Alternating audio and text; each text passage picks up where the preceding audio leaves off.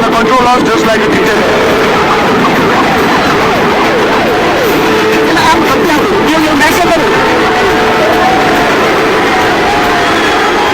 शायद western media की तरह नेपाल की ओली सरकार ने भी सोचा होगा कि काठमांडू में जो स्ट्रीट प्रोटेस्ट हो रहे हैं वो सोशल मीडिया बैन के खिलाफ प्रदर्शन है और कुछ गोलियां कुछ मौतें नेपाल था वो सोशल मीडिया बैन से ज्यादा करप्शन, नेपो बेबीज और सरकार के एब्सोल्यूट इकोनॉमिक फेलियर के खिलाफ था।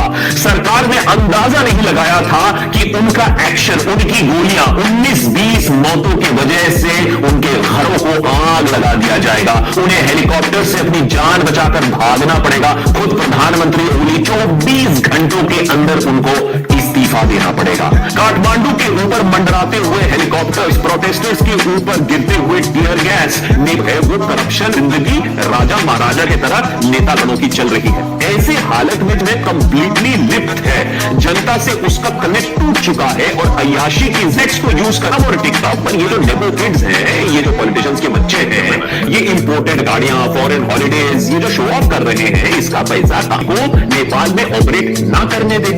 इस आदेश का हवाला देकर नेपाल की कैबिनेट ने सारे कंपनीज को नोटिस देकर 7 दिन का अल्टीमेटम दे दिया कि 7 दिनों के अंदर अंदर अपनी कंपनीज को नेपाल के सरकार के साथ रजिस्टर करो, एक ग्रीवांस रिड्रेसल ऑफिसर अपॉइंट करो, नहीं तो हजारों की संख्या में प्रोटेस्टर्स काठमांडू, पोखरा, चितवन जैसे शहरों में उनकी सड़कों पर उतर आए। सबसे इंटेंस प्रोटेस्ट काठमांडू में देखने को मिले। यहां सोमवार सुबह 9 बजे तक मालतीघर चौक पर हजारों युवा इकट्ठा हो गए थे। स्कूल और कॉलेज स्टूडेंट्स अपने यूनिफॉर्म्स में, हाथ में प्लैकार्ड्स और उनकी यूथ विंग्स को खास तौर पर प्रोटेस्ट से दूर रहने को कहा जाता है, क्योंकि, और ये बात जरूरी है, शुरू से ही इस प्रोटेस्ट का आइडिया सोशल मीडिया बैन से बहुत ज्यादा बड़ा हो चुका था। अब ये क्योंकि इतने दर्दनाक वो फुटेज है, टीयर गैस, रबर बुलेट्स और ultimately shoot at site orders भी दे दिए गए। भीड़ समझ नहीं पाती है कि कैसे रिस्पॉन्ड करे।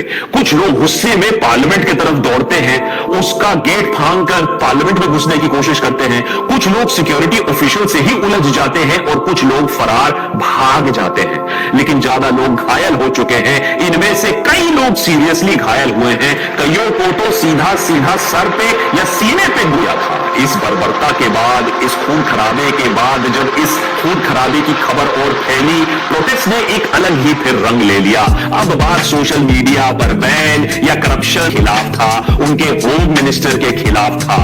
आखिर इस सरकार ने ज्ञानेंद्र को स्टेप डाउन करना पड़ा था, जिसे एक पिवटल मोमेंट कहा जाता है नेपाल की हिस्ट्री में। यह कत्लेआम ने अपना इस्तीफा दे दिया शाम आते आते। रात तक सोशल मीडिया प्लेटफॉर्म बहुत देर हो चुकी होती है। नेपाल ने अपने इतिहास में आज तक कई मूवमेंट्स, कई प्रोटेस्ट देखे हैं, चाहे वो 1950s की बात हो, 1990s की बात हो या 2006 की बात हो, लेकिन कभी भी नेपाल के शाम तक सरकार एक प्रोब कमिटी भी ऑर्डर कर चुकी होती है, जो काठमांडू और बाकी जो नहीं, हम प्रोटेस्टर्स के खिलाफ नहीं है, लेकिन उसमें इन्फिल्ट्रेटर्स घुस गए थे जो इसको पूरा वायलेंट बना देते हैं और पुलिस को मना है, प्रॉपर इंतजाम उन्होंने नहीं किए थे और इन्फिल्ट्रेटर्स पर ब्लेम लगा के कोई फायदा नहीं है। गोलियां चली हैं, बच्चे मरे हैं, बदला तो ले, अकाउंटेबल ठहराएंगे। मंगलवार को भी प्रोटेस्टर्स भारी संख्या में काठमांडू की सड़कों पर आने लगे। उस समय तक भी भाई ओली सरकार सोच रही थी कि एक इनडेफिनिट कर्फ्यू लगा दिया जाए तो सिचुएशन अंडर कंट्रोल आ जाएगा, लेकिन लोगों की मूवमेंट तब तक शुरू हो चुकी थी, उनकी गैदरिंग शुरू हो चुकी थी, डेमोन्स्ट्रेशंस और प्रोटेस्ट शुरू हो चुके थे, सरकार बहुत लेट हो चुकी थी, लोगों का जो उफान था। हमें